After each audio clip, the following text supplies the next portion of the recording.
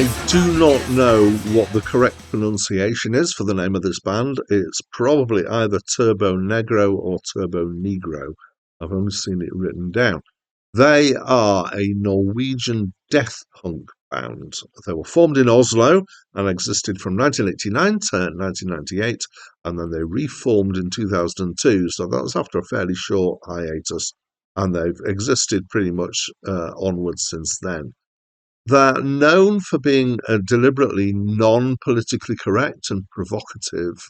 They have a cult following called the Turbo Yupen, which is the Young Turbos or something. And there's an annual World Turbo Youth Day.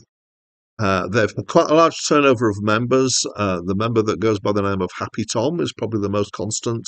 And he's mostly been a bassist, although he did do quite a long stint as the drummer for the band. They have released 9 studio albums so far. Hi, my name's Dan. So this is the 4th album by this band, however you pronounce it. And it's my first encounter with them as a band, so I've not heard any of their music before. Um, I have seen this described as being a cross between punk and glam rock. I would maybe describe it as being heavy punk, or say more that it's a cross between punk and heavy rock. Maybe people who know more than me are the people who are saying it's glam. The band themselves describe their music as being death punk, which is kind of an extension of punk, but into with a slightly different twist, I would say. So to kind of contextualize that, I think I would say the singing and the chord structures that are used and the song structures are pretty punk-like. They tend to go in for fast chord changes. There's a decent amount of energy going on here. And in other ways, which I'll come back to, there's definitely punk elements in here. But this is also, well, they've got quite distorted guitar. Again, punk sometimes does that, but it's less of a raw sound than most punk has.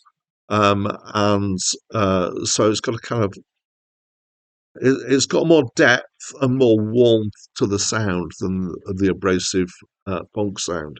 The bass in particular is quite prominent, but not toppy. So punk bass is usually quite high frequency oriented and crunchy, whereas this is a kind of deep, warm bass. And so the actual sounds that are being used sound more like heavy rock, verging on metal, I would say.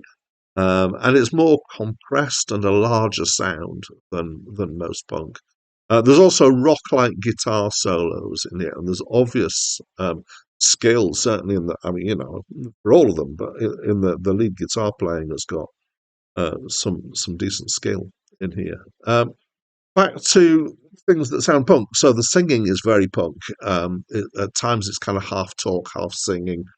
Sometimes there's bits of female backing vocals, and that definitely has a punk attitude, and so do the songs. I was going to say that the accent doesn't sound Norwegian at all. I thought they were an American band until I read up on them. The songs are about kind of anarchic and disaffected youth stuff. Just to pull out some of the song names, and I wouldn't mention all of them on my channel.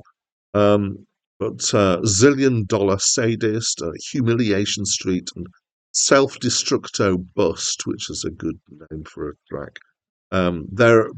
Most of the tracks are written by the band. There is one that's a cover from another band, which is called Good Head, which is the last track on the album. I will caution you that there's some sweary bits in here. There's some strong language. I quite enjoyed it. So I feel like I'm somewhat selective when it comes to punk stuff. Some I like, some I don't. I felt like it had a reasonable kind of punk sensitivity to it. It's got kind of irreverent humour to it as well, which is definitely a thing that I like about punk. It's got a decent energy to it and some skill, and the kind of the overall feel, which is this blend they've got, is reasonably attractive to me. So yeah, I quite liked it. And At this point, as always, I'd like you to tell me what you think of this album, so please do that by leaving a comment. And that's it from me for now.